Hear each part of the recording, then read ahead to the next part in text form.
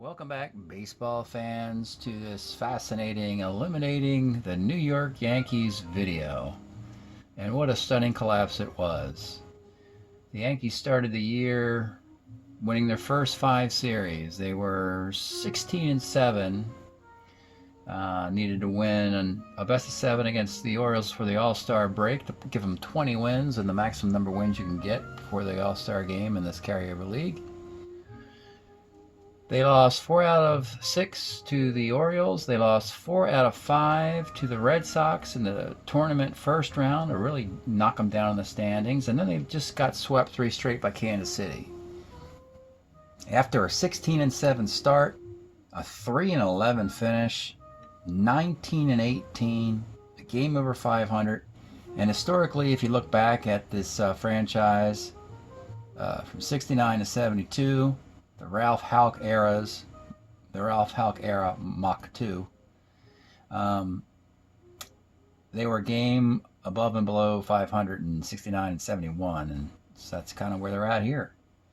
Eventually Houck gets fired, and then when Bill Verdon comes in, ownership gets changed, stadium gets renovated, and then when Verdon struggles, the new owner says, I'm tired of this managing, we need to win more, and that new owner hires some guy named Billy Martin. Anyway, so looking at these stats, Bobby Mercer having an MVP-like year. He was the favorite. Still up there. Voting is still not tabulated yet for the MVP, but Mercer is in the top 5, and he might be your American League MVP. But when you look at the numbers, you see his teammate, Ron Blomberg, is doing the same kind of thing, hitting .363, but he doesn't play against left-handed pitching. Mercer, 9 homers, 37 RBI. Bloomberg, 5-16 is the big difference there. But there's a lot more candidates for MVP in the second half of the season. So Mercer was the front runner. Does he hold on? I don't know. Horace Clark did a nice year at second base. Unsung hero. Good defense as well. Switch hitter. The other 2 All-Stars. This team had 3 All-Stars. That's how hot they were. They were given 3 All-Stars for the All-Star game. Most teams get 1, maybe 2. Besides Mercer, Munson, he actually went under 300, hitting .295 with just a homer and 14 RBIs, making his All-Star start seem rather curious. And then Greg Nettles, 9 homers, 23 RBI, and a .252 average at third base was the other All-Star. The team was hitting .300 at the break, finishes at .289. That's still great. Don't get that wrong. And a .350 on base. Still a potent offense. The struggles were with the pitching staff.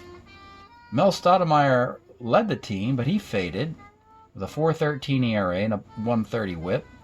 Fritz Peterson was solid again. 2 years in a row, an ERA below 2.7, 2.69, but he was just 4-4. The disappointment is Jim McAndrew, who has a great strat card, but he really faded at the end. 2-6 with a .528 ERA.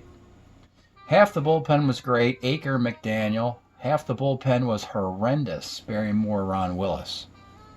That added up to a .443 team ERA. That's not going to get it done. And a fade for the New York Yankees. Let's take a look and see at the Yankee stack who is coming and who is going for the New York Yankees. We'll take out their 69 players. And they're still reeling. I mean, this is a gut punch. I mean, history, it's a dead ringer. It's the same thing happened historically. They were right around 500 for most of these 4 years. And you have Boston in 67 and Detroit in 68. And then you have the Orioles, Tigers again.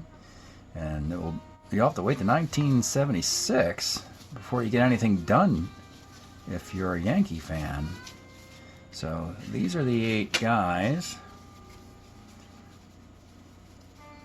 And there's a couple guys in there I'm looking at that I'd like to bring back, but let's see who we know is coming back. The 12 players coming back next year. And they have the familiar 7-5 split we've talked about for balance. 7 hitters, 5 pitchers. So Munson, of course, will come back with that minus forearm. When you see the black, this is the 70 cards. The blues are 70 or 71 because the black cards are reissues. and the blues are first editions. So Munson caters a nice fielding first baseman. At some point, you might want to think of trading him for Sparky Lyle. That's what the Yankees and Red Sox did. Nettles at third. Your middle infield is getting old. Horace Clarke and Gene Michael their contracts are up here, so you got to figure out what to do there. You got a great outfield of White, Mercer, Blomberg, and Jake Gibbs, an embarrassment of riches at catcher. Jake Gibbs, wow, what a year that is. 301 with plenty of power, and Munson. So one guy has to be the DH. So you have DH catcher first, third, and an outfield. So you need a middle infield. Pitching staff. Well, this is great news. The two great relievers, McDaniel and Aker, come back, and the lousy ones are gone. And that starting rotation, Fritz Peterson's not here, but you can probably bring him back as well.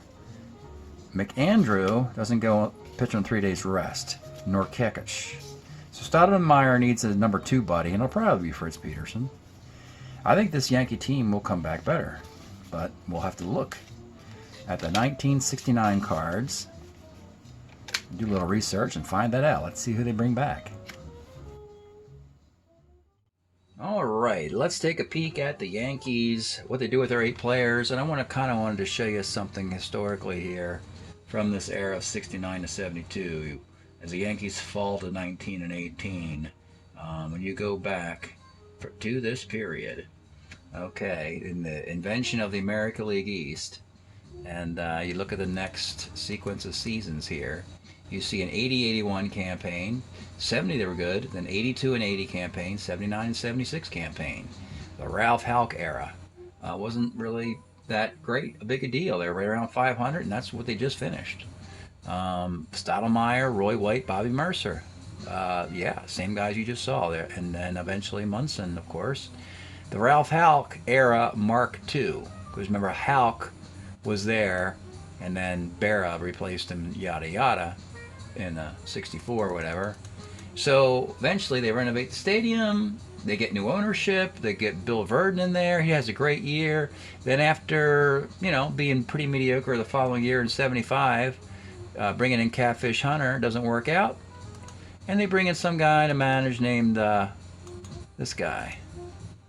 I believe his name is, Billy Martin. Yeah. And we know what happens from there on out. Okay, enough of the history.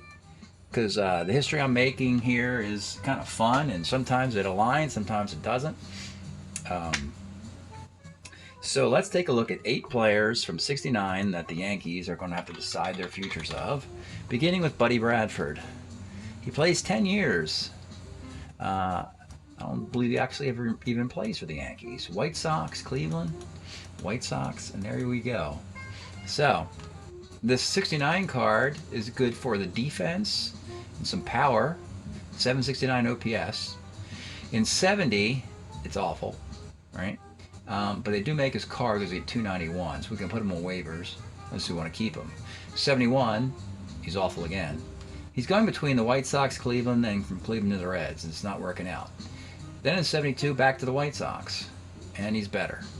So 72 is good. In 72, you could bring him back with that year and get pretty much a similar or better result. So let's put him as a keeper. I know it's kind of difficult, and he's not really aligned with the Yankees. And we're going to make a special note that it's got to be 72. It's the only year that works, but it's a good year.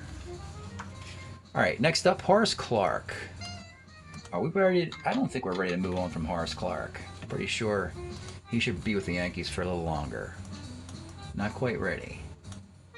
Yes, because in 70, he leads the league in plate appearances. His batting average is going to start to drop. He hit 285 with the card you just saw. I mentioned earlier in this video how he hit 300 with it.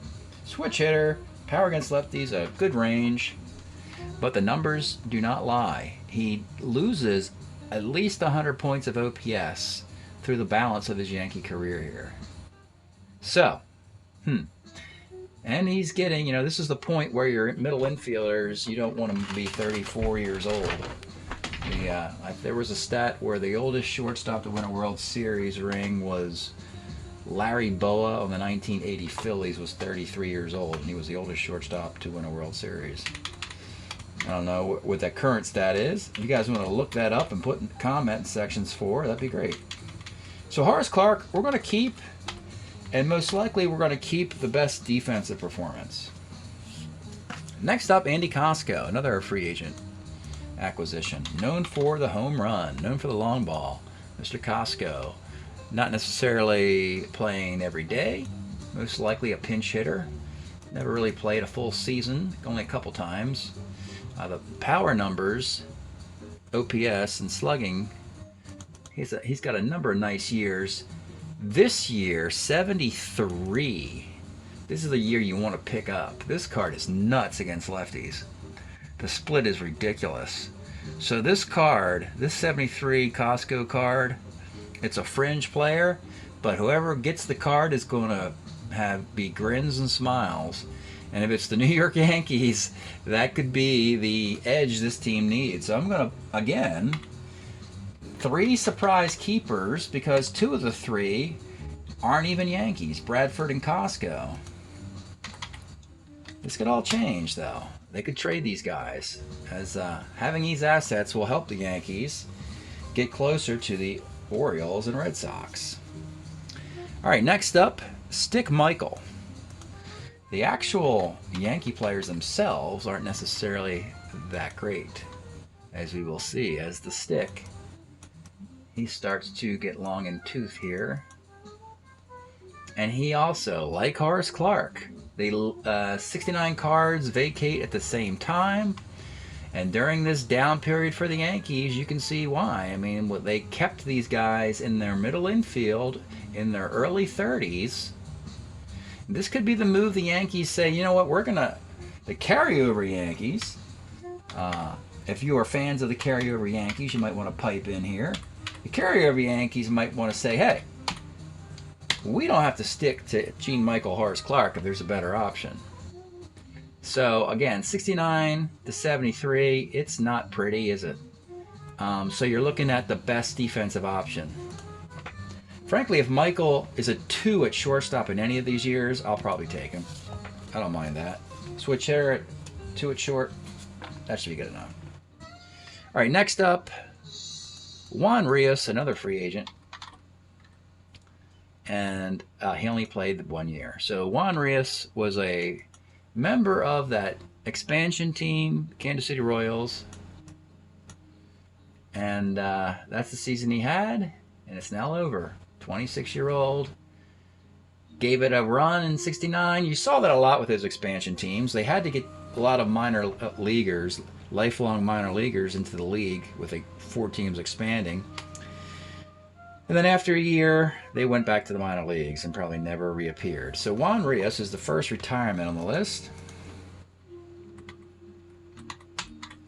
Next up, Fritz Peterson. Now this is a no-brainer, I believe. Fritz had a fantastic 69 card. And there's Fritz. He will be with the Yankees all the way through 74. The 69 Fritz card with 17-16, 255 ERA. Look at this, folks. That's not a misprint. He led the American League in WHIP back-to-back years and is an all-star in 70. 20-game winner in 70. This is awesome. So now the Yankees are thinking, you know, Boston kind of got lucky this year. The Orioles are getting up there in age. We're going to come back next year and win this division. They're going to do it with Fritz Peterson, a ridiculous Andy Costco card, and probably bringing their infield back, or one of those infielders back, plus a good Bradford. Yeah, that's what you're thinking. The next 2 guys were the other 2 guys in the bullpen, and they weren't very good. Barry Moore is the first of the 2 guys. Washington Senator would move on to Cleveland and the White Sox. They do make a 70 card with 141 innings. It's not very good, so let's put him on waivers.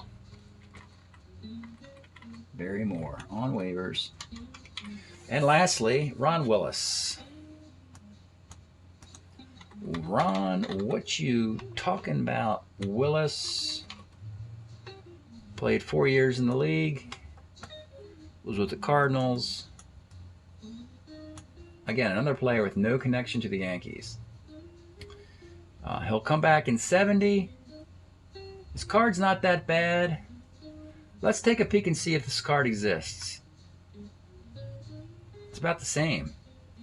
4.18 ERA, 4.02 ERA, $1.39 whip, $1.44. 1970 Padres. So we're going to go look at this superds.tripod.com/somrosters.html. Gary's roster page. We're going to see if the 70 Padre reprint, if they actually printed Ron Willis on San Diego. And we'll go to National League Pictures for the San Diego Padres. And Ron Willis is there. They made his card. Good. That means I can put him on waivers. Waivers is better than retirement because you can let him find work elsewhere. So, interestingly, 5-2-1. They're going to have to let one of their keepers go. And this is an interesting choice. They're probably talking to people going, hey, you know, Horace and Gene, these are great clubhouse guys, switch hitters, rangy, leadership, off the field, they're great.